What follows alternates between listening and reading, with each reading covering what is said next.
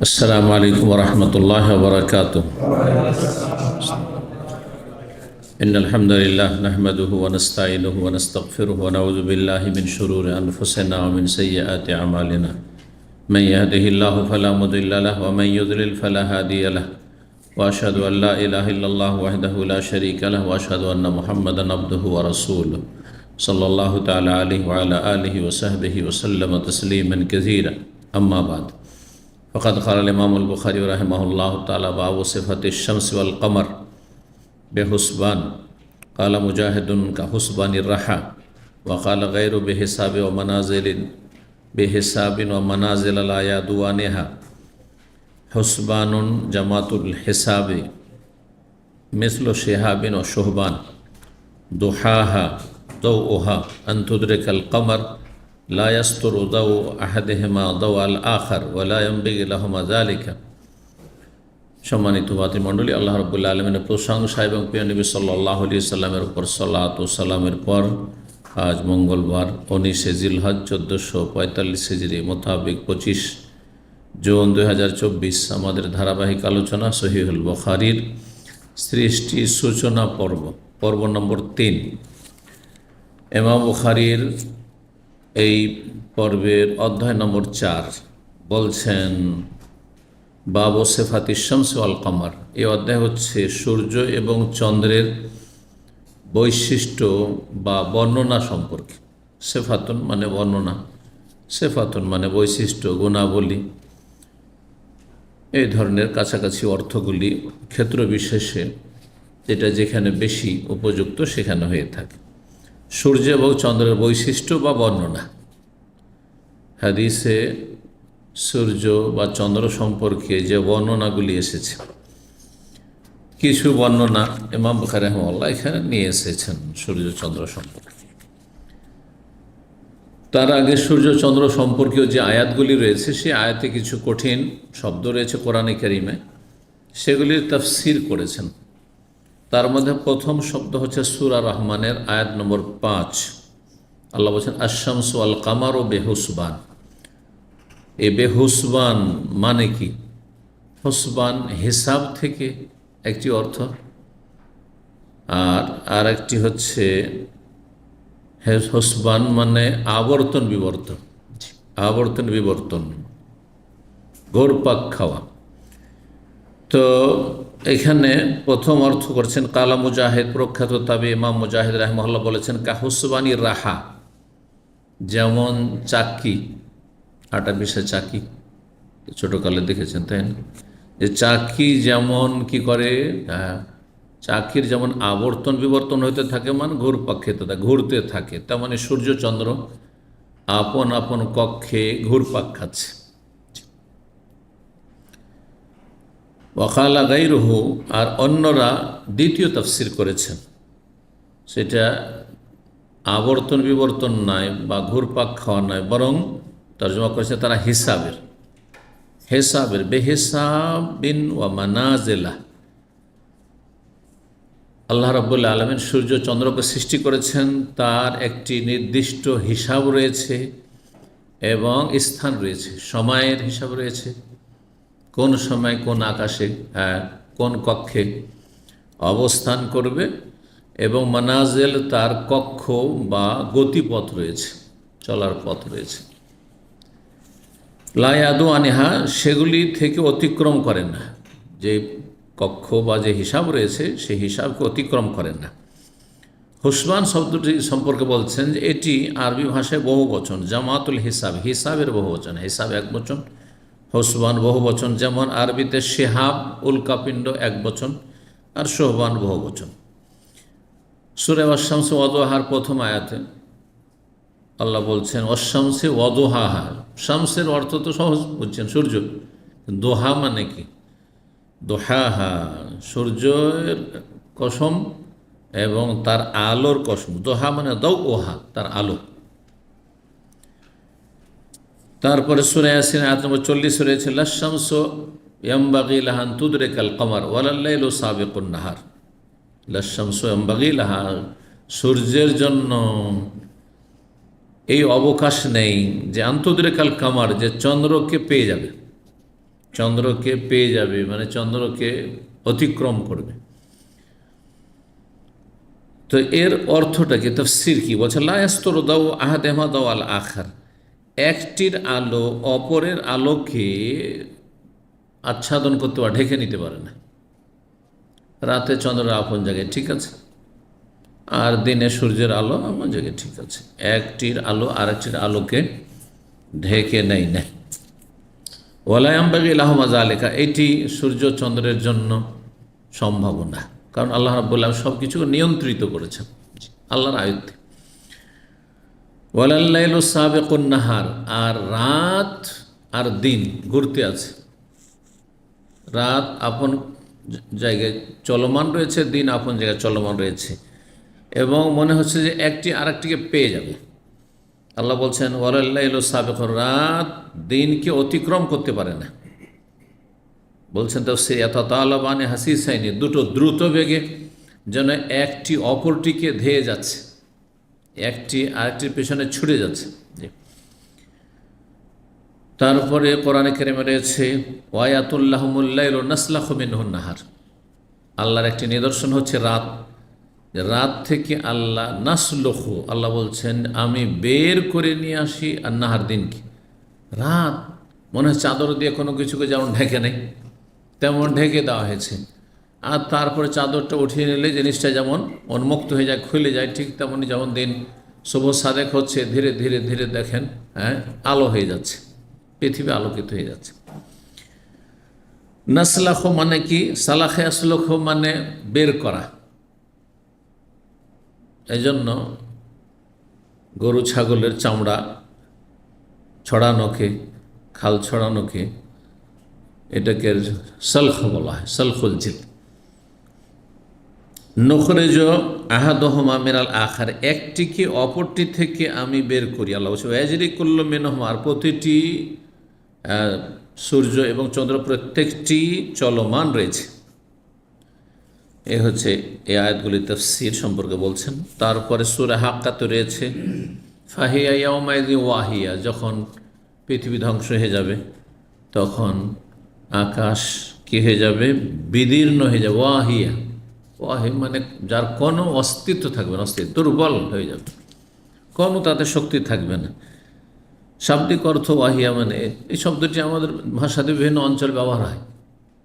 হ্যাঁ, কোনো অসার কথাকে, ফালতু কথা, ওয়াহিয়াত কথা, এগুলো আঞ্চলিক ভাষাতে রয়েছে কোনো কোনো এলাকায়।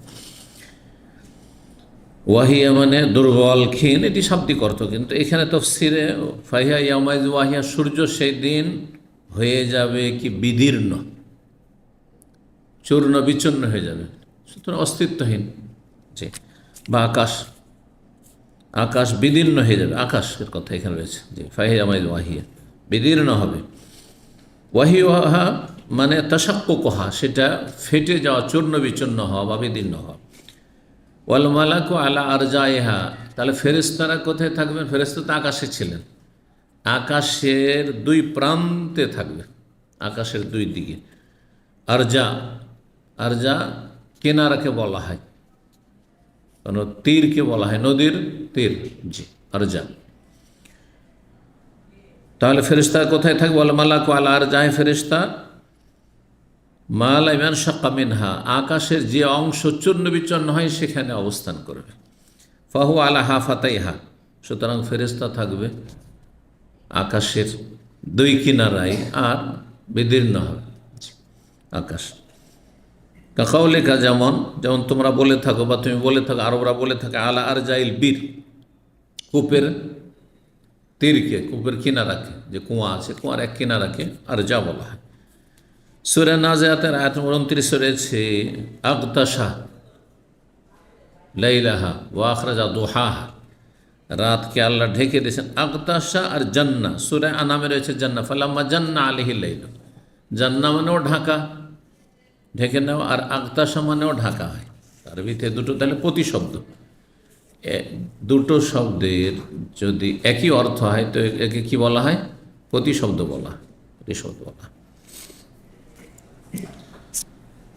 তো দুটোই শব্দ কোরআনে কারিমে রয়েছে। আগতাশা লাইলাহা, রাতকে ঢেকে নেই, আর জান্না আলাইহিল লাইল, রাত যখন অন্ধকারই আসলো ঢেকে নিল। সূরা আনাম আয়াত নম্বর ৭৬। আজলামা মানে অন্ধকারাচ্ছন্ন হয়ে গেল, ঢেকে মানে অন্ধকারাচ্ছন্ন হয়ে গেল। হাসান বাসরি বলছেন সূরা তাকবীর ইযা শামসু কুওয়িরাতে রয়েছে ইযা শামসু কুওয়িরাত, কুওয়িরাত মানে কি? তাকবীর তুকাওয়ারু হাত্তা ইয়াযহাবা দাওআহা, গুটিয়ে নেওয়া, গুটিয়ে নেওয়া, পেঁচিয়ে নেওয়া। পেঁচানো বলেন না গোটানো বলেন? সবই বলেন, তাই না? গোটানোটা সাধারণ ভাষাতে খুব কমই ব্যবহার হয়, শুদ্ধ ভাষা। যেন চাটাই আছে, চাটাই আছে, পাটি বা যে কার্পেট আছে, হ্যাঁ, কী করছেন? পেঁচিয়ে নিচ্ছেন বা গুটিয়ে নিচ্ছেন। তো ইযা শামসু কুওয়িরাত, যখন কিয়ামত শুরু হয়ে যাবে, পৃথিবী ধ্বংস হবে, তখন সূর্যকে কি করা হবে? ভাঁজ করে দেওয়া হবে, গুটিয়ে না, আলোহীন করে দেওয়া হবে, গুটিয়ে নেওয়া হবে। আর তারপরে যখন সেটা মুড়িয়ে নেওয়া হলো, গুটিয়ে নেওয়া হলো, তো সে আলোহীন হয়ে যাবে, সূর্য আলো দেবে না, পৃথিবী অন্ধকার ছন্ন হয়ে যাবে। ঠিক তোকাউয়ার, সেটাকে ভাঁজ করে দেওয়া হবে বা গুটিয়ে না হাতে আধা, তার আলো চলে যাবে, আলো থাকবে না। তারপরে সূরা ইনশিকাকে আল্লাহ বলছেন আয়াত নম্বর ১৭তে ওয়াল্লাইলি ওয়ামা ওয়াসাক, রাতের শপথ এবং রাত যা কিছু একত্রিত করে, রাতে যা কিছু একত্রিত হয়। রাত যত মানুষের জন্য ভয়ঙ্কর জীবজন্তু, সেগুলি রাতে বিচরণ করে বেশি। কারণ দিনের বেলা তো মানুষ সতর্ক দেখতে পায়, তারপর দিনে তাদেরও ভয় আছে, জীবনের ভয় আছে, সাপেরও জীবনের ভয় আছে, তাই না?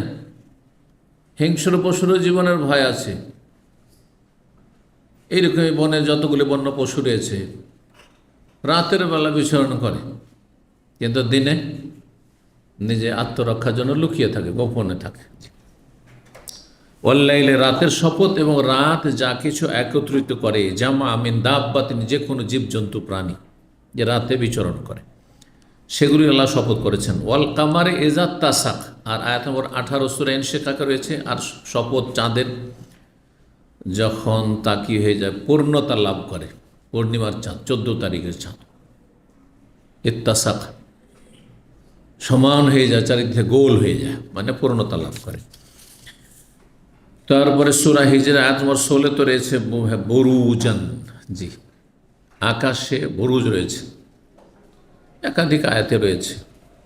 আসসামায়ে যাতিল বুরুজ, এমন আকাশের শপথ যা কক্ষ বিশিষ্ট। তাহলে আকাশে বহু পথ রয়েছে, সূর্য, চন্দ্র, অসংখ্য তারকা গ্রহের প্রত্যেকটির আপন আপন কি রয়েছে? চলার পথ রয়েছে, কক্ষ রয়েছে। সূরা ফুরকানের আয়াত নম্বর 61 তো রয়েছে বুরুজ কথা। তাবারাকাল্লাযী জাআলা ফিস সামায়ে বুরুজা, বরকতময় সেই সত্তা যিনি আকাশে সমস্ত তারকা গ্রহের কক্ষপথ বা কক্ষ সৃষ্টি করেছেন। মানাজিল আশ-শামস ওয়াল কমার, বুরুজ হচ্ছে সূর্য এবং চন্দ্রের গতিপথ বা চলার পথ। হারুর, সূরা ফাতির আয়াত 100 রয়েছে ওয়ালা জিল্লু ওয়ালাল হারুর, ছায়া এবং রৌদ্র বা ঠান্ডা বা গরম, তাপ সমান হতে পারে না। এখানে মূলত হারুন মানে গরম, তাই না? আমরা জানছি এটা, হারুন মানে গরম। আর হারুর যখন বলা হবে তখন দিনের তাপ বাতাসের সাথে যে প্রবাহিত হয়, গরমের দিনে, গ্রীষ্মকালে, বর্তমান যে দিনের বেলা যদি বাতাসও প্রবাহিত হয় তবুও গরম, তবুও থাকা যাচ্ছে না। দিনের বাতাস হোক, গরম বাতাস হোক, বা রাতের গরম বাতাস হোক, দুটোকে হারুর বলা হয়, একদল বলছেন।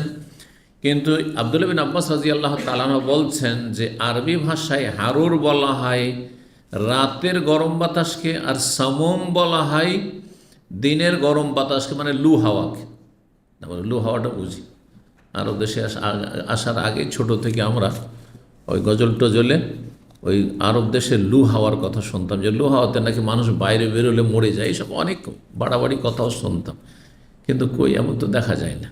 তবে দীর্ঘ পথ সেই যুগের জন্য ঠিক আছে। যেমন এবারে হাজি, এটা গরমে চলতে গিয়ে অনেকে মারা গেল, আপনিও যদি শহরে থাকছেন, গেলেন 5 মিনিট মসজিদে ঢুকে পড়লেন, আবার বেরিয়ে আসে মসজিদে 5 মিনিটে ঘরে ঢুকে গেলেন, সেটা আলাদা কথা। কিন্তু সারাদিন ধরে বাইরে থাকেন তো কী অবস্থা হয় তখন বুঝতে পারবেন, অথবা বাইরে শুধু এমনি থাকা নয়, হাঁটেন, দেখেন 10 কিলোমিটার হেঁটে দেখেন এই রোদের, তখন বুঝবেন যে আপনি বেঁচে ফিরে আসেন কিনা।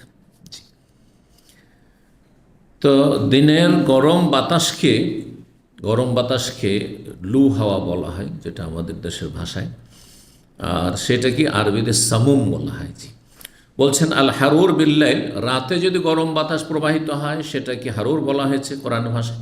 আর সামুম বলা হয়, সামুম কোরআনে কারিমে রয়েছে শব্দটি। সামুম দিনের গরম বাতাসকে বা লু হাওয়াকে। কোরআনে কারিমে ইউলেজও রয়েছে, তুলেজও, ওয়ালাজা বা আউলাজা ইউলেজ, ইউলেজুল্লাইলা ফিন্নাহারি ও ইউলেজুন নাহারা ফিল্লাহ, তুলেজুল্লাইলা ফিন্নাহারি ও তুলেজুন নাহারা, এইভাবে রয়েছে। এর মানে হচ্ছে প্রবেশ করা, প্রবেশ করা। ইউকাউয়েরু তাফসীরে বলছে সূরা হুজুরাত 61, যদিও আরও কয়েক জায়গায় রয়েছে শব্দগুলো।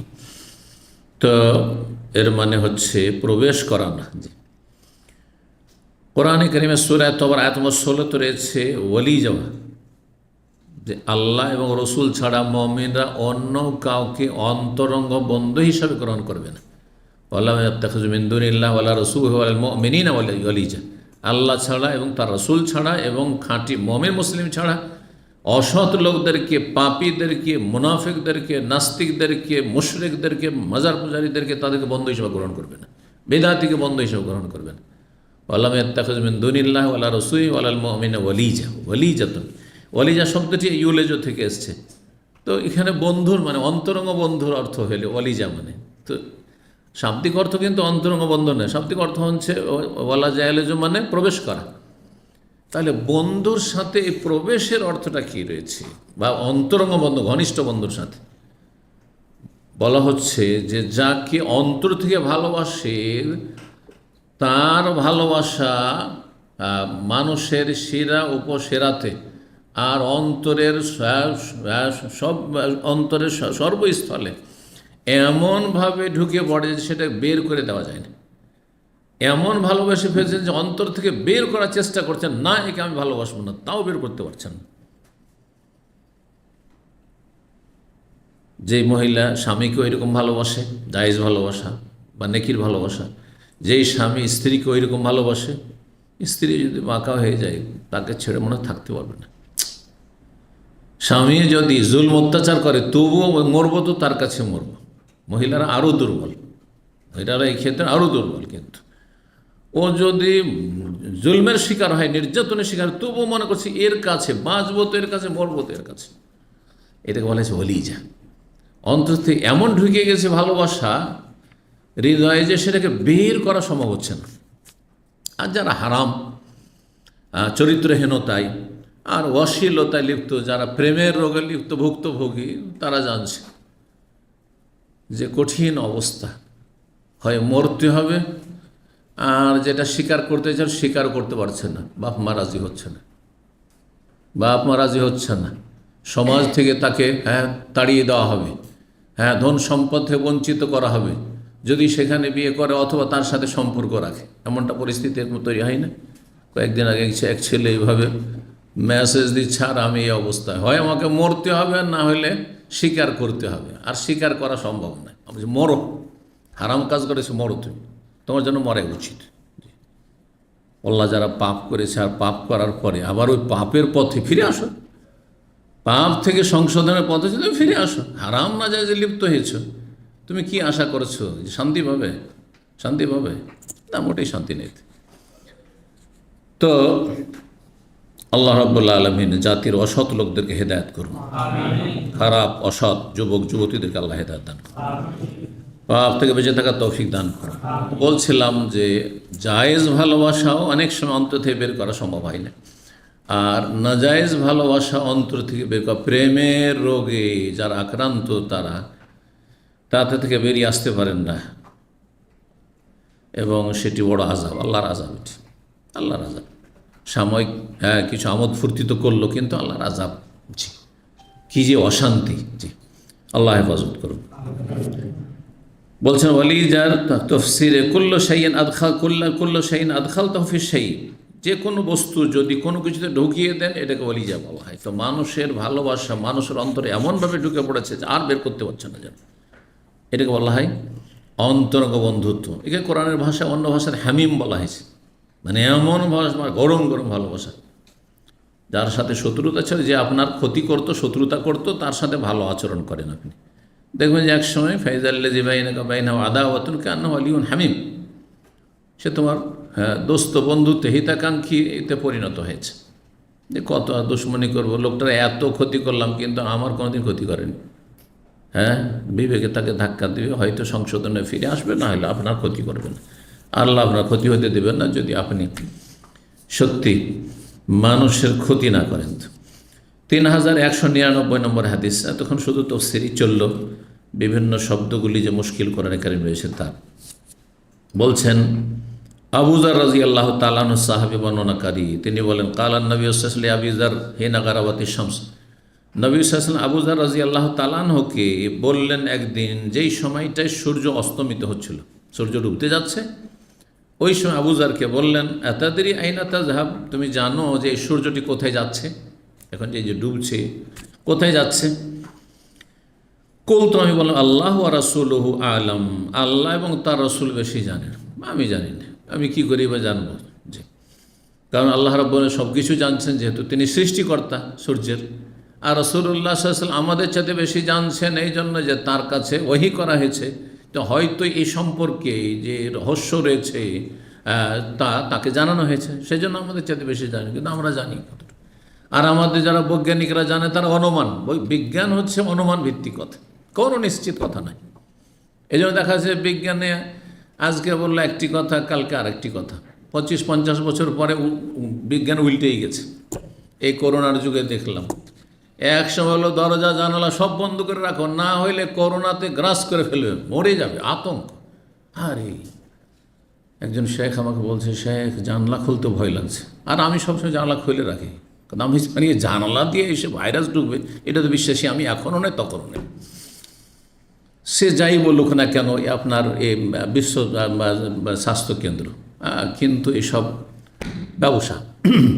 তো যাই হোক, জানলা খুলে রাখি যাতে করে উন্মুক্ত বাতাসটাতে একেবারে বদ্ধ থাকা সবসময়। কিন্তু সে বলছে আমি জানালা খুলি না, কিন্তু আমার কখনো কখনো প্রয়োজন হয়ে যায়, ভয়ও পাচ্ছি। আমি যে কোনো ভয় করি না।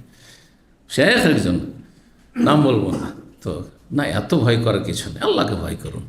আল্লাহ যতদিন রেখেছেন কেউ মারতে পারবে না, আর কোনো ভাইরাসে মারতে পারবেন না। আর যখন আল্লাহ নেবেন, বসে থাকতে থাকতে সুস্থ অবস্থা, ভালো ভালো খেয়েও বাঁচবেন না, আর ওই ডাল রুটি খেয়েও অনেক দিন বাঁচছে মানুষ, কথা বোঝা গেছে। জি, তো যাই হোক, তারপরে সতর্কতা অবলম্বন করতে হবে। কিন্তু দেখেন না তাদের এই করোনার যুগে, দেখেন না এই কর্মকাণ্ডগুলো, এক সময় সব বন্ধ রাখতে হবে। তারপরে এমন যে তার জন্য ফাইন টাইন লেগে গেল, বাইরে বেরোলেই একেবারে গেটের বাইরে নিচে নামা যায় না। আর তারপরে তখন আর অন্য অন্য দেশে তো মারও খেতে হয়েছে, দেখেছেন তো কিছু সোশ্যাল মিডিয়াতে। অন্য দেশগুলির নাম বলার দরকার নেই, দেশে বড় বড় ডান্ডা নিয়ে সে পিটাচ্ছে পুলিশে। তো যাই হোক, এই দেশে অন্তত মার খেতে হয়নি, কিন্তু ফাইন টাইন অনেকও দিতে হয়েছে।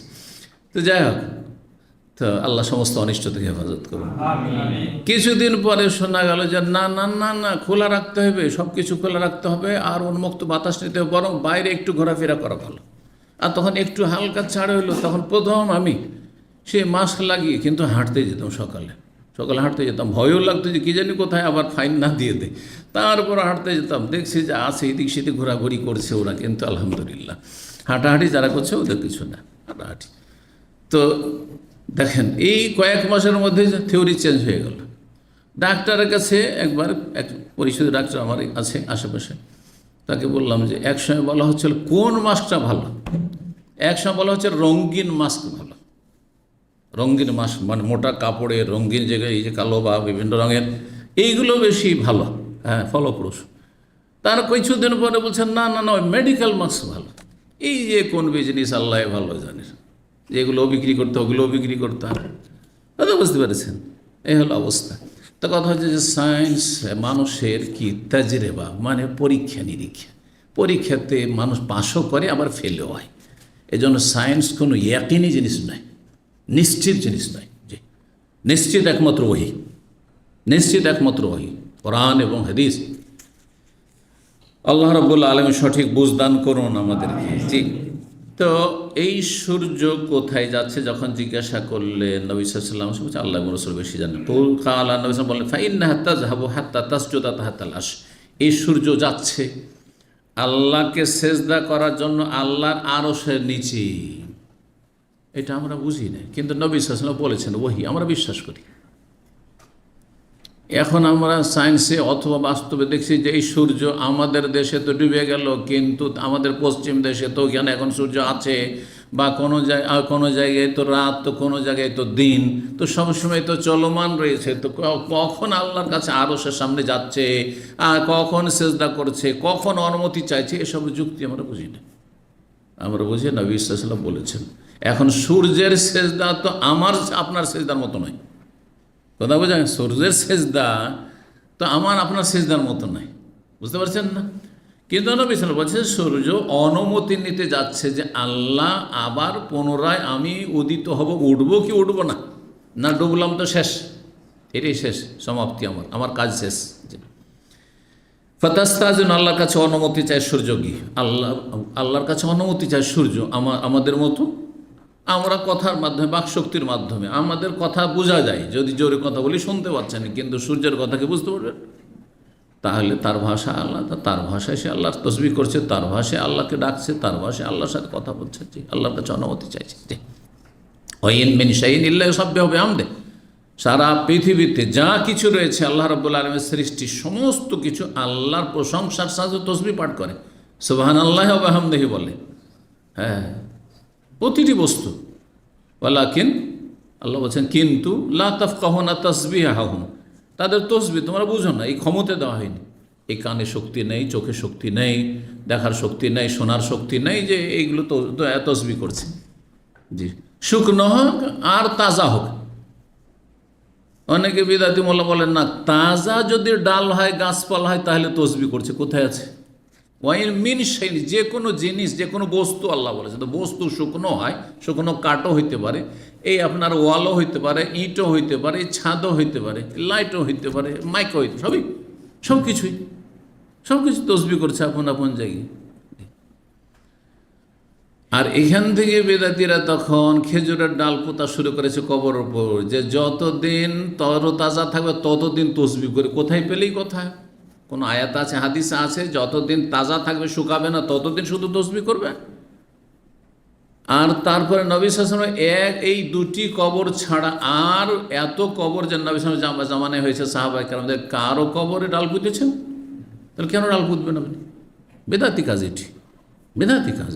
জি, নবী সাল্লাল্লাহু আলাইহি ওয়াসাল্লামকে জানানো হয়েছে যে এই দুটো কবরে আযাব হচ্ছে, আর এদের কবরে আযাবকে তুমি হালকা করতে চাও, তাহলে তোমার জন্য একটা সময়সীমা নির্ধারণ করা হলো যে যতদিন শুকাবে না ততদিন আযাব হালকা করো, তারপরে আবার আযাব চলতে থাকবে, এতদিন তোমার সুপারিশ গ্রহণ করা হয় তাদের ক্ষেত্রে। লাআল্লাহু ইউখাফফিফ আনহুম মা লাম ইয়াইবিসা, যতদিন শুকনো না হবে, শুকাবে না, ততদিন তাদের আযাব হালকা করা হবে বলা হয়েছে, সময়সীমা নির্ধারণের জন্য। জি, কিন্তু যে কোনো ডাল পুতলেই কবর আযাব হালকা হয়ে যাবে। আর কবর আযাব হালকা হওয়ার কারণ হচ্ছে ডালের জিকির, আজকার, তসবিহ, এগুলো বানানো কথা, সব কোনো হাদিস দ্বারা প্রমাণিত নয়। সংশোধন করুন। তো সূর্য অনুমতি চাইছে, ফায়ুযানুল্লাহা, তাকে অনুমতি দেওয়া হচ্ছে, কারণ পৃথিবী এখনও বাকি আছে, কিয়ামত আসেনি। ওয়ুশিকু আন তাসজুদা, আর সম্ভবত এমন একটা সময় আসবে, মানে নিশ্চিত আর কি, এখানে ইউশিকু মানে আল্লাহ এবং রাসূলের পক্ষ থেকে যখন ইউশিকু মানে হবে, এমন একটা সময় আসবে, ফালা ইউকবালু মিনহা, তার এই অনুমতি চাওয়া গ্রহণ করা হবে না। সূর্য অনুমতি চাইবে যে আল্লাহ আবার পূর্ব দিক থেকে উঠি, ও তাস্তাযিন, অনুমতি চাইবে, ফালা ইউযান, অনুমতি দেওয়া হবে না। ফায়ুকালু লাহা, তাকে বলা হবে সূর্য, ইরজি মিন হাইসু জিতা, যেখান থেকে তুমি এসেছো সেখানে ফিরে যাও। মানে তুমি পশ্চিম দিকে চলে গেছিলে সূর্য ডুবার জন্য, সেখানে ফিরে যাও, আর সেখান থেকে উদিত হও। আর সেই দিন সকালবেলা সূর্য উদিত হবে পশ্চিম দিক থেকে, আর সেটি হচ্ছে বড় কিয়ামতের লক্ষণ। আর তারপরে পৃথিবী ধ্বংস হয়ে যাবে। আর যেই দিন সূর্য পশ্চিম দিক থেকে উঠে যাবে, তওবার দরজা সারা বিশ্ববাসীর সামনে বন্ধ হয়ে যাবে, আর সারা দুনিয়ার মুসলিম, কাফের, সৎ অসৎ সব সবাই তওবা করে আল্লাহর কাছে, আল্লাহ আর ভুল করবো না, অন্যায় করবো না, গুনাহ করবো না, ফিরে আসছি, সবাই ঈমান নিয়ে আসছি, আর কবুল করা হবে না। তওবার দরজা অলরেডি সমস্ত মানুষের সামনে কি হয়ে গেছে, জেনের সামনে বন্ধ হয়ে গেছে। জি, তো এই ছিল হাদিস। পশ্চিম দিক ফাতাতুল ইমাম মাগরিবা, সুতরাং পশ্চিম দিক থেকে সূর্য উদিত হবে সেই দিন। ফাযালিকা কওলুহু তাআলা, এটি হচ্ছে মহান আল্লাহর এই বাণীর মর্ম কথা বা তাফসীর। ওয়াশ-শামসু তাজরি লিমুস্তাকারিল লাহা, সূর্য চলমান রয়েছে লিমুস্তাকারিল লাহা, আপন স্থানের উদ্দেশ্যে, যেখানে গিয়ে আল্লাহ রাব্বুল কাছে অনুমতি চাইবে, আর তারপরে চলতে থাকবে যতদিন আল্লাহ চলার তাকে নির্দেশ দিয়েছেন, আর তারপরে যেদিন বলবে স্টপ, এখন থামো, আর যেখানে তুমি পশ্চিম দিকে এসছো ওখান থেকে আজকে উঠবে, আর পূর্ব দিক থেকে উঠবে না। যালিকা তাকদীরুল আজিজুল আলিম, এটি হচ্ছে সুনির্ধারিত, তাকদীর মানে মুকদ্দার, সুনির্ধারিত কার পক্ষ থেকে? আল আজিজ, যিনি মহাপরাক্রান্ত আল্লাহ, তার পক্ষ থেকে, আর যিনি সর্বজ্ঞ সব কিছু জানেন তার পক্ষ থেকে। সূরা ইয়াসিন আয়াত নম্বর 38। 3200 নম্বর হাদিস বর্ণনা করছেন আবু হুরায়রা রাদিয়াল্লাহু তাআলা আনহু। তিনি বলছেন যে নবী সাল্লাল্লাহু আলাইহি ওয়াসাল্লাম বলেছেন, আশ-শামসু ওয়াল কামরু মুকাওয়ারান ইয়াউমাল কিয়ামাতি, সূর্য এবং চন্দ্র কিয়ামতের দিনে আলোহীন করে দেওয়া হবে, গুটিয়ে নিয়ে, ভাঁজ করে গুটিয়ে নিয়ে আলোহীন করে দেওয়া হবে। এই সূর্য কত বিশাল, কত গুণ বড় পৃথিবীর, এগুলি কথা আপনার সায়েন্সে পড়েছেন। সেই বিশাল সূর্যকে একটা ছোট্ট কার্পেট যদি পেঁচাতে হয় তো একা সম্ভব হয় না আমাদের দ্বারা, দুইজন লাগে, আরে তুমি ধরো আমি ধরি, হ্যাঁ, তাই সম্ভব হয় না, একটা ছোট্ট রুমের একটা কার্পেট। আর আল্লাহ রাব্বুল আলামিন সূর্যকে কি করে দেবেন? গুটিয়ে নেবেন, ভাঁজ করে দেবেন, আর আলোহীন করে দেবেন কিয়ামতের দিনে। অন্য রিওয়ায়াতে আরও রয়েছে, বুখারীতে সে কথাটি নেই, ফিন্নার, আর তারপরে সেটা জাহান্নামের আগুনে নিক্ষেপ করে দেওয়া হবে। সূর্যকে চন্দ্রকে জাহান্নামের আগুনে ফেলে দেওয়া হবে, গুটিয়ে নিয়ে আলোহীন করে নিক্ষেপ করা হবে জাহান্নামীদের সামনে। কেন? তাদেরকে শাসানি দেওয়ার জন্য, তাদেরকে চোখে আঙ্গুল দিয়ে দেখিয়ে দেওয়ার জন্য যে এই সূর্যের পূজারীরা সূর্যের পূজা করতে, চন্দ্রের পূজা করতে, আর তোমরা মনে করতে যে এইগুলির মধ্যে ক্ষমতা রয়েছে, এরা হচ্ছে আমাদের দেবদেবী দেবতা, এরা হচ্ছে আমাদের ভগবান ঈশ্বর। দেখো তোমাদের সামনে সেগুলিকে জাহান্নামের আগুনে ফেললাম, আর তোমরাও জ্বলতে থাকো। যেমন আল্লাহ রাব্বুল আলামিন ইরশাদ করেছেন কোরআনে আরেক জায়গায় যে ইন্নাকুম ওয়া মা তা'বুদুনা মিন দুনিল হাসাবু জাহান্নাম, সূরা আম্বিয়াতে, ইন্নাকুম ওয়া মা তা'বুন, তোমরা হে জাহান্নামীরা, হে কাফেরেরা, ওয়া মা তা'বুদ, যেসবে তোমরা পুজো করতে, হাসাবু জাহান, এগুলি সবগুলি জাহান্নামের ইন্ধন হবে, জাহান্নামের জ্বালানি, জাহান্নামে অন্য কোনো জ্বালানি থাকবে। অকুদ আন্নাস ওয়াল হিজার, মানুষ আর পাথর আর সূর্য চন্দ্র, এগুলি। বরং চন্দ্র হচ্ছে একটি বিশাল অগ্নিকুণ্ড, সেটি জাহান্নামের একটি অংশ, জাহান্নামে জ্বলতে থাকবে, জাহান্নামের একটা অংশ। তো আনতুম লাহা ওয়ারিদুন, তোমরা তাতে নিক্ষিপ্ত হবে। লাউ কানা হাউলাই আলেহা, যদি এই সূর্য চন্দ্র আর এগুলি তোমাদের যে উপাস্যগুলি, এই যে দেবদেবীর প্রতিমা পুতুল, এগুলি যে তোমাদের যদি সত্যি উপাস্য হইতো সত্যিকারে, তো মা ওয়ারাদুহা, জাহান্নামে ঢুকতো না। তোমরা ঢুকেছো, ওরাকে ঢুকিয়েছি আমি। কুল্লুন ফিহা খালিদুন, সেখানে তোমরা চিরস্থায়ী থাকবে কাফেররা। তো এই ছিল হাদিস। 3201 নম্বর হাদিস বর্ণনা করছেন আব্দুল্লাহ ইবনে উমর রাদিয়াল্লাহু তাআলা আনহু। তিনি বলছেন আন্নাহু কানা ইউখবিরু, তিনি বলেছেন বা বলছিলেন নবী সাল্লাল্লাহু আলাইহি ওয়াসাল্লাম বর্ণনা করে, কাল বলেছেন, ইন্নাশ শামসা ওয়াল কামারা লা ইয়াখসিফানি লিমাউতি আহাদিন ওয়ালা লিহায়াতি। সূর্য এবং চন্দ্রের ক্ষেত্রে আর একটি বিষয় বা ভুল ধারণা দূর করা, সংশয় নিরসন। তা জাহিলি যুগের, প্রাচীন যুগের লোকেরা মনে করতো সূর্য চন্দ্র গ্রহণ লাগে কোনো বড় মানুষের জন্মের কারণে, ভূমিষ্ঠ হওয়ার কারণে, অথবা কোনো বড় ব্যক্তিত্বের মৃত্যুর কারণে। জন্ম উপলক্ষে খুশিতে কি হয়েছে, চন্দ্রগ্রহণ বা সূর্যগ্রহণ লেগেছে, অথবা মৃত্যু উপলক্ষে শোকের ছায়া নেমে এসেছে সূর্যের আলোর ওপর আর চন্দ্রের ওপর, সুতরাং আলোহীন হয়ে গেছে। এগুলি ধারণা ছিল। যদি উদ্ভট ধারণা আজকাল মুসলিম সমাজে থাকে যে টিকটিকিও ঠিক বলতে পারে, গতকালে বলছিলাম না, তারপরে আপনার বিভিন্ন টোটকাতে বিশ্বাসী, হাজার টোটকা আমাদের মুসলিম সমাজে রয়েছে, আমাদের দেশে বাঙালি জাতির মধ্যে, যেসব টোটকাতে বিশ্বাসী, বিছানায় পেশাব করলে এটা বলবি তো, তুই তো আর বিছানায় পেশাব করবি না, বাচ্চাদেরকে শেখানো। কোথায় পেলে দেখুন, এর টোটকা ফটকা, এইটা করলে ওইটা হবে, এইটা করলে ওইটা হবে না। সায়েন্সে বলে না কোরআন হাদিস বলে। যার সায়েন্সেও বলে না আর কোরআন হাদিস বলে না, সেটাকে যদি কোনো তদবির মনে করেন, মাধ্যম মনে করেন, এটার নাম শিরক। এটা নাম শিরক আসগার, মুখস্থ করে নেন। যেমন কোরআন হাদিসে কোনো কথা বলা হয়েছে যে এটা করলে ওইটা হয়, সূরা ফাতিহা দিয়ে রুকিয়া করলে লাভ হয়, ঠিক আছে না? আয়াতুল কুরসিতে এই লাভ আছে, ইখলাস ফালাক নাস এগুলোতে এই লাভ আছে। কোরআনে কারীম পুরোটাই বরকত, রুকিয়া করা যেতে পারে যে কোনো আয়াত দিয়ে, এটা ঠিক আছে। ডাক্তারে বলছে, কোরআন হাদিসে নেই, কিন্তু ডাক্তারে বলছে, কোরআন হাদিসে এটা বলা হয়েছে যে প্রত্যেক রোগের ওষুধ আল্লাহ সৃষ্টি করেছেন পৃথিবীতে। যে জানলো জানলো, যে জানলো না জানলো না, অজ্ঞই থাকলো। কিন্তু প্রত্যেক রোগের লিকুল্লে দাইন দাওয়াউন, এসব কথা আছে হাদিসে। তাহলে ওষুধ আছে, এমন কোনো রোগ নেই যে তার ওষুধ নেই। বলছে আজকাল পৃথিবীতে এর ওষুধ আবিষ্কার হয়নি, মানে মানুষ জানেনি, আছে আল্লাহর জমিনে আছে, হ্যাঁ, কিন্তু সেটা তৈরি হয়নি এখন। অতদূর পর্যন্ত মানুষের জ্ঞান বিবেক বা সায়েন্স পৌঁছেনি, বোঝা গেছে না? এখন মনে হয় প্যানাডল খেললে কি হয়, মাথার ব্যথা ভালো হয়, হ্যাঁ, ব্রুফেন খেললে কোথাও পেন থাকলে হালকা হয়, পেন ক্লিয়ার ইত্যাদি। এটা তো কোরআন হাদিসে নেই সরাসরি, কিন্তু সায়েন্সে আছে, মেডিকেল সায়েন্সে আছে। সুতরাং সেটাকে আপনি তদবির হিসেবে ব্যবহার করতে পারেন। কিন্তু এই জায়গাটাতে একটু রগে ব্যথা করছে, চিনচিন করে ব্যথা করছে, সুতরাং একটা তাকা বেঁধে রাখি, তাহলে ভালো হয়ে যাবে। এটা ওহিও বলে না, আপনার শরীয়তও বলেন আপনি একজন মুসলিম, আর আপনার মানব জাতির সায়েন্সও বলে না। সুতরাং এটি শিরক, বোঝা গেছে না? দোয়া পড়ে ফুঁক দিলে, দোয়াটা পড়লেন বা আয়াতটা পড়লেন, ফুঁক দিলেন, তার শরীরে ওর একটা তাসির হলো, অথবা তেলে পানিতে ফুঁক দিলেন, তাতে একটা তাসির, তার প্রতিক্রিয়া হলো। কিন্তু একটা দোয়া লিখে আপনি তাবিজ করে বেঁধে নিলেন আর বললেন যে এইটাতে আর কোনো বালা মুসিবত আসবে না, আত্মরক্ষা হয়ে গেল, অথবা এই রোগ ভালো হয়ে যাবে, এটা কোনো মাধ্যম নয়, সায়েন্টিফিকও নয়, আর এটা শরীয়ও না, শরীয়ত ইসলামও বলে না, আর সায়েন্সও বলে না। সুতরাং এটি শিরক। ভালো করে বুঝে নিতে হয়, ভালো করে বুঝে নিচ্ছে। এই জন্য যেই ব্যক্তি এই বিষয়গুলি বুঝে নিয়েছে, ফাউন্ডেশন মজবুত হয়ে গেছে, তাকে কেউ বড় শিরক ছোটো শিরক করাতে পারবে না।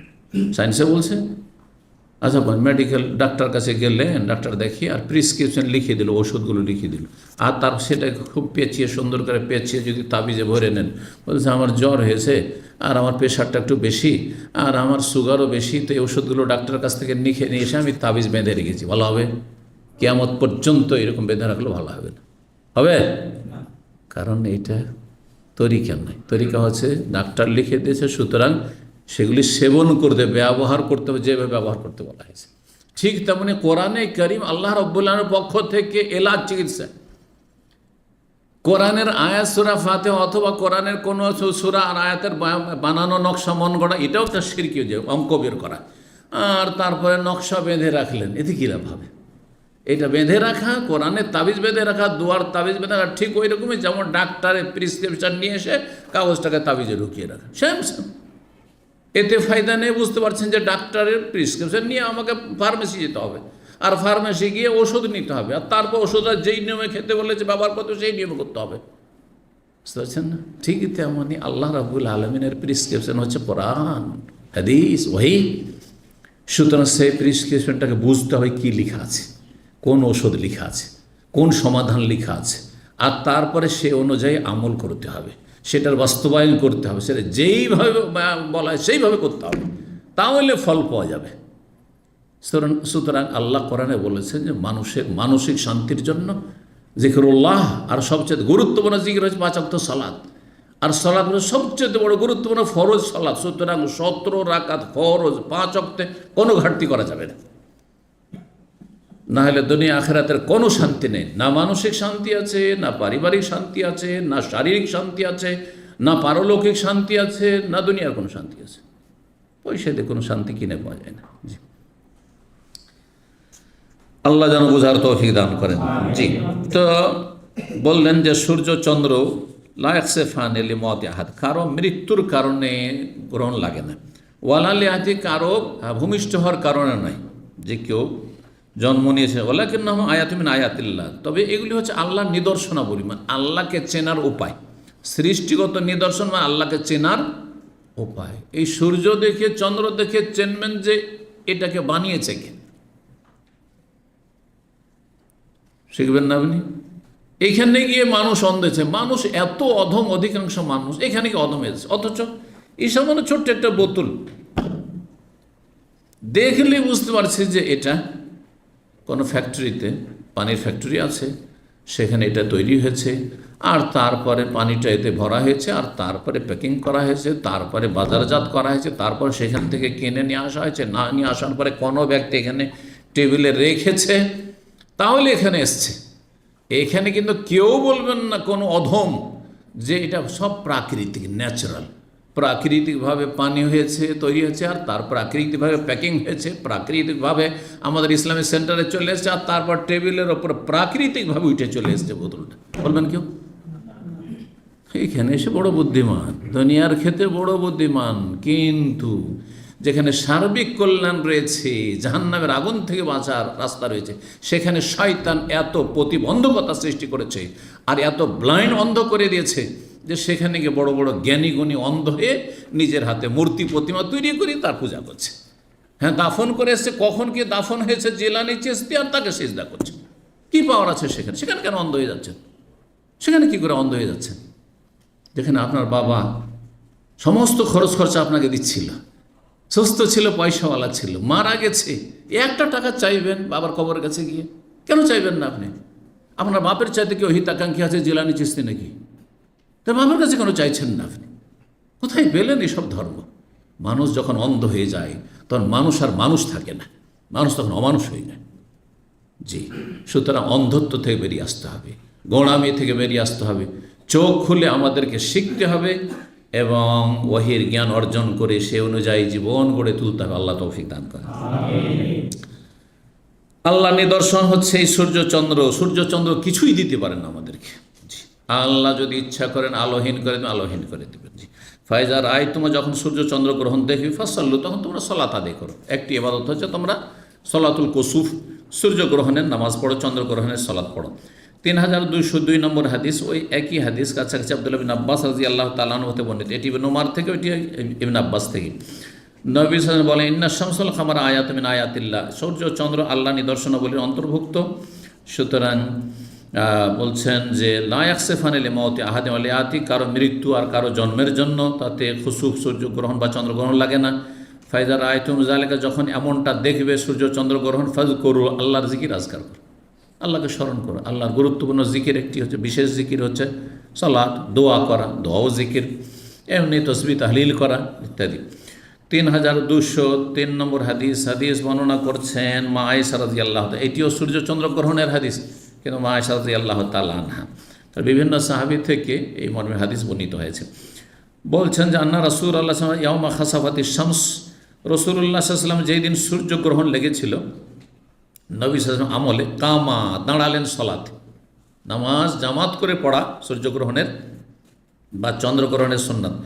ফাকাব্বারা, তকবীর দিলেন, তকবীরে তাহরিমা। ওকারা কেরাতান তাবিলা, লম্বা তিনি তেলাওয়াত করলেন। সুম্মা রাকা রুকুআন তাওয়িলা, আর তারপরে দীর্ঘ রুকু করলেন অনেকক্ষণ ধরে। এমনকি সাহাবায়ে কেরামরা অনেকে বেহুশে পড়ে যাচ্ছিলেন। তাহলে কতক্ষণ রুকু করলে মানুষ বেহুশে পড়ে যেতে পারে, উল্টে পড়ে যেতে পারে। জি, দাঁড়িয়ে থাকতে থাকতে পড়ে যাচ্ছে, তারপরে চোখে মুখে পানি ঢেলে, মাথায় পানি ঢেলে আবার হুঁশ ফিরে আসে, এইরকম অবস্থা অনেকে রয়েছে। সুম্মা রাফা রাসাহু, তার মাথা উঠালেন। ফাকালা সামি আল্লাহু লিমান হামিদা বললেন। ফাকামা, দাঁড়ান। কামা হুয়া ফাকারা কেরাতান তাওয়িলা, দ্বিতীয় কেরাত করলেন, মানে এক রাকাতে দুইবার তেলাওয়াত আর দুই রুকু দুই সিজদা। তো সূর্য চন্দ্রগ্রহণের সালাতে ভিন্নতা রয়েছে, দুই রুকু আর দুই তেলাওয়াত আর দুই সিজদা তো এমনি আছে, ওটা তো যে কোনো সালাতে রয়েছে, কিন্তু এক রুকু আছে, এখানে দুই রুকু হবে। একবার তেলাওয়াত আছে সূরা ফাতিহার পরে, এখানে দুইবার তেলাওয়াত, মানে প্রথম রুকু করে উঠে আবার তেলাওয়াত শুরু করবেন। জি, একবার শুধু সূরা ফাতিহা, কিন্তু তারপরে অন্য সূরা পাঠ করতে থাকবেন। বলছেন যে তারপরে ফাকারা কেরাতান তাওয়িলা হিয়া আদনা মিনাল কেরাতুল, প্রথম কেরাতের চাইতে দ্বিতীয় যে কেরাত হলো প্রথম রুকুর পরে, সেটা একটু কম পরিমাণে ছিল। সুম্মা রাকা রুকু আনতে হবে, তারপরে লম্বা রুকু করলেন, সেটা আগের রুকুর চাইতে একটু কম ছিল, ছোট ছিল। সুম্মা সাজা সুজুদ তাবির, লম্বা সিজদা করলেন। সুম্মা ফাআলা ফির রাকাতিল আখির মিসলা যালিক, দ্বিতীয় রাকাত অনুরূপ আদায় করলেন, মানে 2 রুকু করে আর 2 তেলাওয়াত করে। সুম্মা সাল্লামা, তারপর সালাম ফিরলেন। ওয়াকাদ তাজাল্লাতিশ শামস, তখন সূর্য আলোকময় হয়ে গেছে। হ্যাঁ, সূর্য আলোহীন হয়ে গেছিল, আলোকময় হয়ে গেছে। ফাখাতাবান নাস, তারপর নবী সাল্লাল্লাহু খুতবা দিলেন। তাহলে সূর্য চন্দ্র গ্রহণের খুতবা দেওয়া ও সুন্নাত। ফাকালা ফি কুসুফিশ শামস ওয়াল কমর, সূর্য চন্দ্র গ্রহণ সম্পর্কে বলেছে ইন্নাহুমা আয়াতান মিন আয়াত, আল্লাহর নিদর্শনাবলী, আল্লাহকে চেনার উপায়। আল্লাহর সৃষ্টি দেখে স্রষ্টার সন্ধান করবেন, সৃষ্টি দেখে স্রষ্টার সন্ধান করবেন। যেমন আমরা গ্রাম অঞ্চলে যখন বাস করেছি আর চোর কারো বাড়ি চুরি করেছে, তখন মাঠে ঘাটে পায়ের ধাপ দেখতো, যে কোনখান দিয়ে চোর গেছে দেখতো, বাড়ি থেকে বেরিয়ে বা ঢুকেছে। তারপরে গরু চোরা খুব ছিল বর্ডার এলাকা, আমরা তো গরু চোরাই, গরু কোন দিক থেকে গেছে আর কোন দিকে নেমেছে দেখতো, দেখি।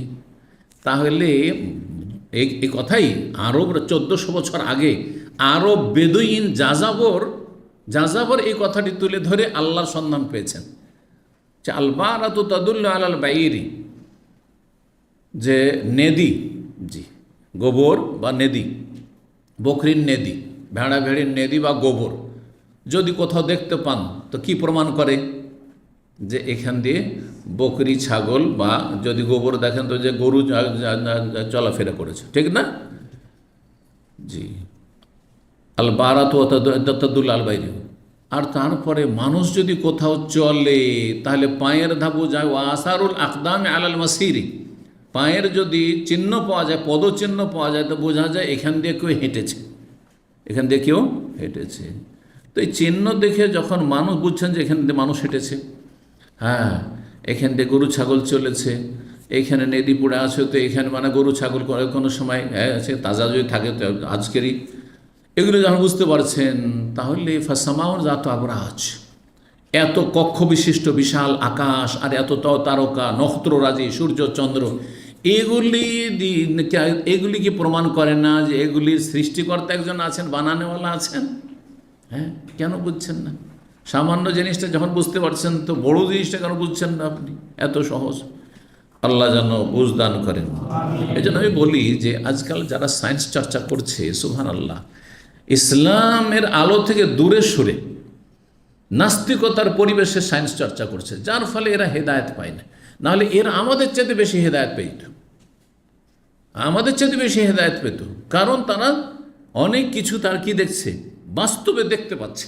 বাস্তবে তাদের যেসব যন্ত্র রয়েছে বা কিছু রয়েছে, সেগুলি তারা দেখছে যে প্র্যাকটিক্যালি। সুবহানাল্লাহ, আল্লাহ রাব্বুল আলামিনের সৃষ্টির যে নিপুণতা, আল্লাহ রাব্বুল আলামিনের সৃষ্টিতে কত রহস্য রয়েছে, এগুলি সব তারা দেখতে পাচ্ছে।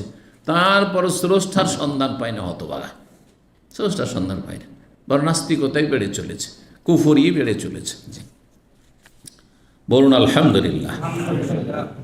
তো তারপরে বলছেন সালাম ফিরলেন, আর তারপরে খুতবা দিলেন, আর তারপরে এই কথাটি বলে ফাইজা রায় তুমুহুমা, যখন সূর্য চন্দ্র গ্রহণ দেয়, ফাফজাউ ইলা সালাত, তখন নামাজের জন্য, সালাতের জন্য ঝাঁপিয়ে পড়ো। ভয়ে ভীতিতে মানুষ দৌড় দেয়, কখন ছুটে এসো সালাতের জন্য, আল্লাহর ভয়ে, আল্লাহর আযাবের ভয়ে, হতে পারে আল্লাহর আযাব। 3204 নম্বর হাদিস বর্ণনা করছেন আবু মাসউদ রাদিয়াল্লাহু তাআলা আনহু, নবী সাল্লাল্লাহু আলাইহি ওয়াসাল্লাম থেকে, কাল আশ-শামসু ওয়াল কামারু লা ইয়ানকাসিফান লিমাউতি আহাদিন ওয়ালাকিন্নাহুম আয়াতুন মিন আয়াতিল্লাহ ফাইজা রাআইতুমুহা ফাসাল্লু। সূর্য চন্দ্র কারো মৃত্যুর জন্য গ্রহণ লাগে না, বরং এটি হচ্ছে আল্লাহ নিদর্শনাবলীর অন্তর্ভুক্ত। সুতরাং যখন এমনটা দেখবে, তখন তোমরা সালাত আদায় করিও। 5 নম্বর বাবা মা জাফি কওলিহি ওয়া হুয়া আল্লাযী ইউরসিলুর রিয়াহা, এই অধ্যায় হচ্ছে এই আয়াতের তাফসীর সম্পর্কে। আল্লাহ বলছেন, আল্লাহ সেই সত্তার নাম যিনি বাতাস সমূহ প্রেরণ করে থাকেন, বুশরান বাইনা ইয়াদাই রহমাতিহি, সুসংবাদ স্বরূপ তার রহমতের পূর্বক্ষণে। আর এখানে রহমত মানে বৃষ্টি। দেখবেন বৃষ্টি হওয়ার আগে একটা বাতাস প্রবাহিত হয়, আর বাতাসগুলি কি করে, যে মেঘমালাগুলি রয়েছে, মেঘমালাগুলি যে এলাকায় আল্লাহ বর্ষণ করতে সেখানে নিয়ে এসে জমা করে দেয়, আর ছড়িয়ে ছিটে বিক্ষিপ্ত হয়ে রয়েছে মেঘমালাগুলি, সেগুলিকে একত্রিত করে দেয়, আর তারপরে তখন বর্ষা, বৃষ্টি শুরু হয়ে যায়, বৃষ্টি বর্ষণ শুরু হয়ে যায়। তো এই কথাই বলছেন বুশরান, এটি হচ্ছে প্রসিদ্ধ, কেরাত, আর যেটি আমাদের কেরাতে রয়েছে। কিন্তু কোনো কোনো প্রসিদ্ধ কেরাতে নুসরান রয়েছে। এখানে ইমাম বুখারী ওই নুসরানের কেরাত নিয়ে এসেছেন, কারণ কেরাত 10 রকমের রয়েছে, 10 রকমের কেরাত রয়েছে। তো তার মধ্যে কোনো কেরাতে নুসরান বলছেন, নুসরান বাইনা রহমাতিহি, যেই বাতাসকে আল্লাহ বিক্ষিপ্ত করে দেন, ছড়িয়ে দেন তার রহমতের পূর্বে, অর্থাৎ বৃষ্টির পূর্বে, বৃষ্টি বর্ষণের পূর্বে বাতাসকে আল্লাহ রাব্বুল পৃথিবীতে ছড়িয়ে দেন, আর বাতাস আসার পরই তখন বৃষ্টি বর্ষণ শুরু হয়। সূরায়ে বনি ইসরাইলের আয়াত নম্বর, এটি ছিল সূরা আরাফের আয়াত নম্বর 57 ছিল, যে আয়াতটি বললাম, বুশরাম বাইনা ইয়াদাই রাহমাতি। আর সূরা ইসরার আয়াত নম্বর 69 আল্লাহ বলছেন কাসিফা মিনার রিহ, কাসিফা মিনার রিহ, এই বর্ষা বৃষ্টির আগে যে ঝড়ো হাওয়া প্রবাহিত হয়, যেই হাওয়া, যেই বাতাস কী করে, কাসিফান চূর্ণ বিচ্ছিন্ন করে দেয়। যখন ঝড়ো হাওয়া জোরে প্রবাহিত হয় তখন গাছপালা ভেঙে চুরমার হয়ে যায়, অনেক বাড়ি ঘর কত কি ভেঙে চুরমার হয়ে যাচ্ছে। তো কাসিফান মানে চূর্ণ বিচ্ছিন্ন করে দেওয়া, তাকসিফু কুল্লা শাই। সূরা হিজর আয়াত নম্বর 22 রয়েছে লাওয়াকিহা, মানে আল্লাহ রাব্বুল আলামিন যে বৃষ্টি বর্ষণ করেন মেঘমালা থেকে, মেঘ থেকে বৃষ্টি বর্ষণ হয়, এই মেঘমালা বৃষ্টির পানিতে কি হয়ে থাকে, ভারাক্রান্ত হয়ে থাকে। লাওয়াকিহা মানে এমন বাতাস যেটি বৃষ্টিবাহী, যে বৃষ্টিকে, বর্ষাকে বহন করে, পানিকে বহন করে নিয়ে আসে। তারপরে বলছেন যে কোরআন কারীমে আরেকটি আয়াত সূরা বাকারা 266 নম্বর আয়াত রয়েছে যে এসার বলা হয় ঘূর্ণিঝড়কে, ঝঞ্ঝাবায়ু। রিহুন আসিফুন মানে ঘূর্ণিঝড়, তাহুব্বু মিনাল আরদে, যেটা জমিন থেকে এত প্রবল বেগে প্রবাহিত হয়, এলা সামাই, যে আকাশের দিকে উঠতে থাকে, কামুদিন, স্তম্ভের মতো, স্তম্ভের মতো। ঘূর্ণিঝড় দেখেছেন? হ্যাঁ, ঘূর্ণিঝড় যখন ঘুরতে থাকে মনে হচ্ছে আকাশের দিকে ঘুরপাক খাচ্ছে, ঘুরছে। সেই বাতাসে, সেই ঘূর্ণিঝড়কে বলা হয় এসার। কামুদিন ফিহে নারুন, যাতে আগুন থাকে, জি, অর্থাৎ আযাব থাকে। এই আযাব দিয়ে আদ সম্প্রদায়কে আল্লাহ ধ্বংস করেছেন, বহু জাতিকে এরকম আযাব দিয়ে যুগে যুগে কাফের জাতিকে ধ্বংস করেছেন। জি, এইরকমই আল্লাহ রাব্বুল আলামিন এখন যেগুলি হচ্ছে, যে যতটা আমাদের প্রয়োজন ততটা যদি হয়, সেটা বাতাস হোক আর আপনার বৃষ্টি হোক, তাহলে তো নেয়ামত।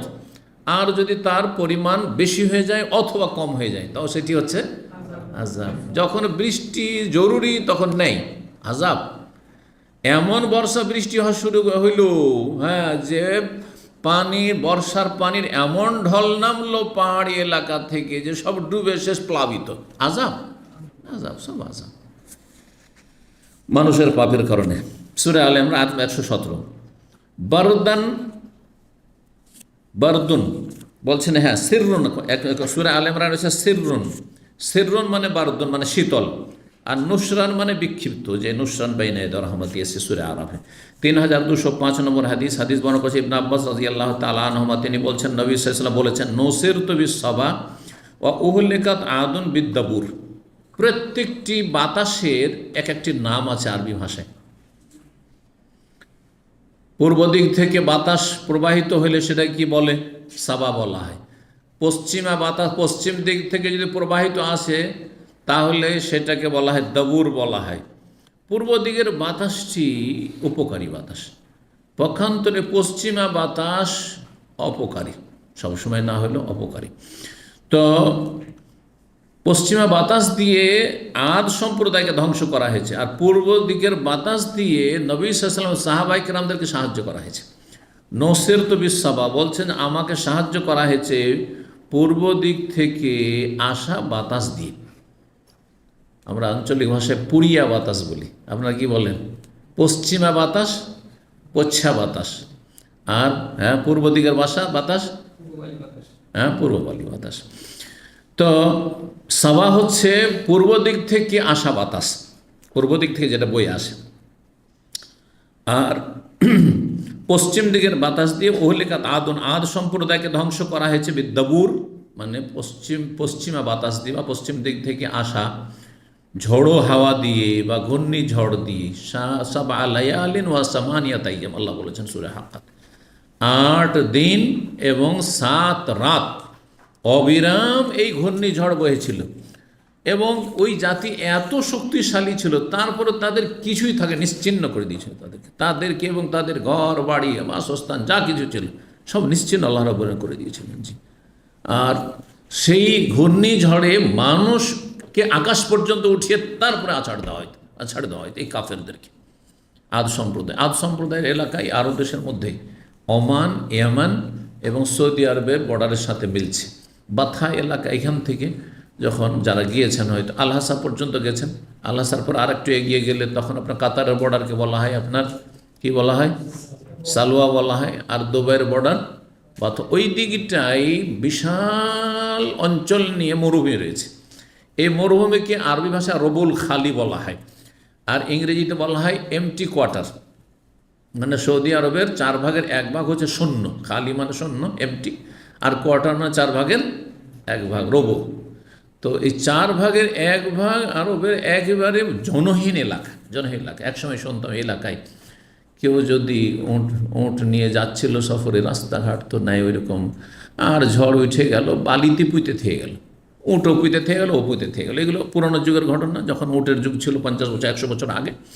আর তারপরে যখন কারের যুগ আসলে, এখনও 10-20 বছর আগে শোনা যায় অনেক যুবকরা পোলাপান শখ করে বিনোদনে গেছে কার নিয়ে, আর যাওয়ার পরে এমন হয়েছে যে পানি শেষ হয়ে গেছে হয়তো, অথবা ক্ষুধার্ত হয়েছে, অথবা যে কোনো কিছু হোক না কেন, বা গাড়ি খারাপ হয়ে গেছে, গাড়িও শেষ, ও শেষ, ওখানে মরে পড়ে আছে। ওপর থেকে হয়তো হেলিকপ্টার ঘুরে দেখছে যারে ওখানে কেউ গাড়ি কেন, বা ওখানে কোনো রকম কখনো জীবিত অবস্থায় উদ্ধার করেছে, কখনো মৃত উদ্ধার করেছে, কখনো থেকেই গেছে, সরে পড়ে শেষ হয়ে গেছে। এসব দুর্ঘটনা ঘটতে থাকে এগুলোতে। এই এলাকাগুলি ছিল আদ সম্প্রদায় এলাকা, যে এলাকা আল্লাহ রাব্বুল আলামিন আদ সম্প্রদায়কে ধ্বংস করেছে তাদের অবাধ্যতার কারণে। আর একটি হাদিস মাত্র আছে, হাদিস জি, তো নবী সাল্লাল্লাহু আলাইহি ওয়াসাল্লামকে সাহায্য করা হচ্ছে পূর্ব দিক থেকে আসা বাতাস দিয়ে। এটা কখন? খন্দকের যুদ্ধে মদিনাকে সমস্ত আরব যতগুলি কাফের বংশ ছিল সবাই কিন্তু কী করেছিল, চারিদিক থেকে ঘেরাও করেছিল। পরীক্ষা খন্দক খনন করা হলো যাতে করে সরাসরি আক্রমণ না করে ভিতরে ঢুকে না পড়ে, কারণ এখানে নারী শিশুরা রয়েছে, বাড়িঘর রয়েছে। তো আর তারপরে ওই পরীক্ষা খনন যে করা রয়েছে গর্ত, সেখানে পাহারা দিচ্ছেন সাহাবাই কেরামগণ। বারবার তারা অনেক চেষ্টা করলো, কিন্তু আলহামদুলিল্লাহ তারা মদিনার ভিতরে প্রবেশ করতে পারল না। এর মাঝখানে ইহুদিরা গাদ্দারিও করেছিল, তাদের সাথে অথচ চুক্তি ছিল, এই জন্য তাদেরকে আল্লাহ শাস্তিও পড়ে দিয়েছেন।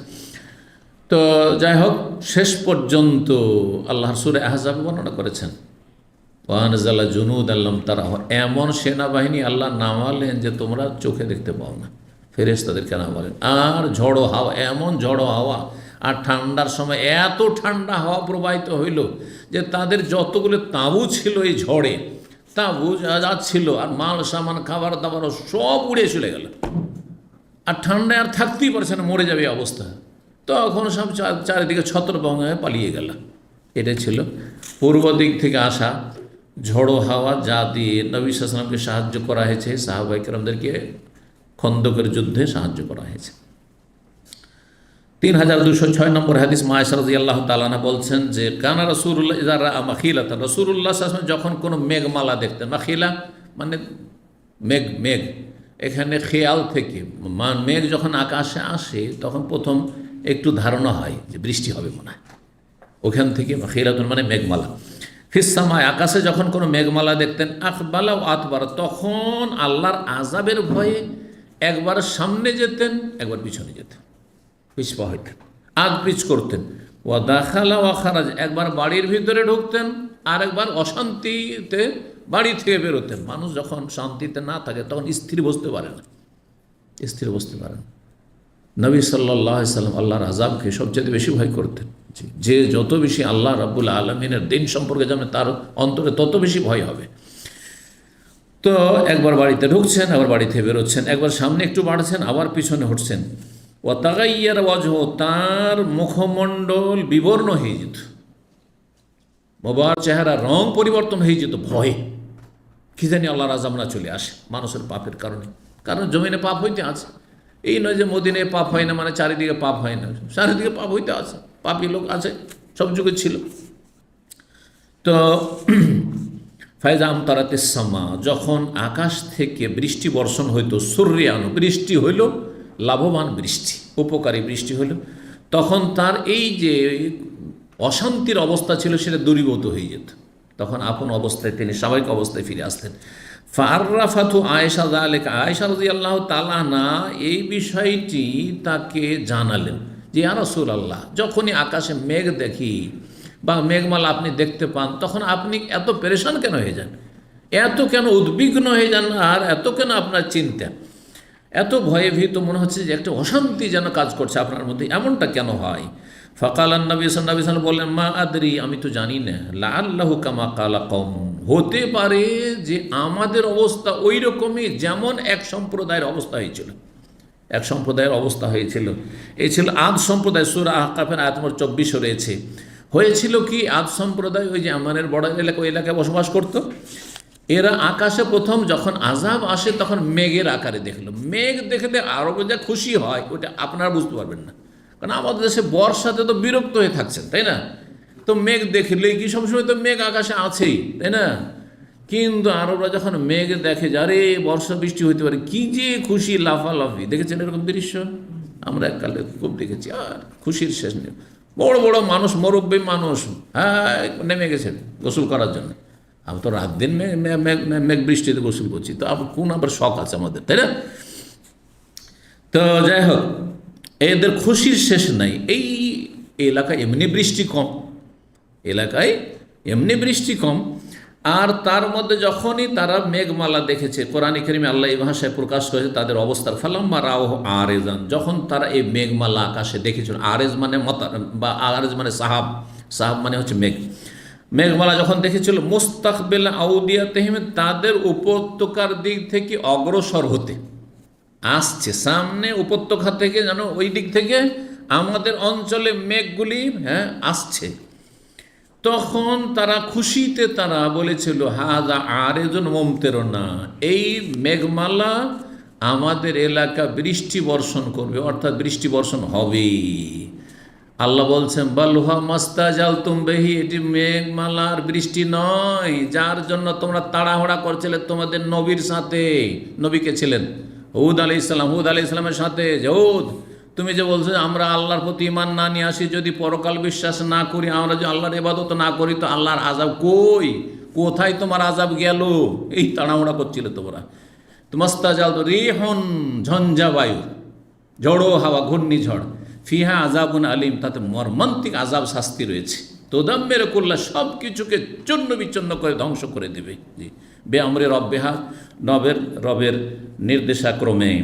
এই আয়াতগুলি সূরা আহকাফে রয়েছে। তো হতে পারে যে এরকম আযাব, অথচ আমরা ভাবছি যে মেঘ হবে, খুব খুশি যে মেঘ, মেঘ আকাশে মেঘ আর বর্ষা, বর্ষা, কিন্তু বর্ষা এমন হওয়া শুরু হলো যে বন্যায় সব ডুবে গেলেন, ফসল পানি সব কিছু, জমি জায়গা বাড়িঘর সব ডুবে শেষ হয়ে গেল। হচ্ছে না, হচ্ছে না, সব বহে চলে গেল।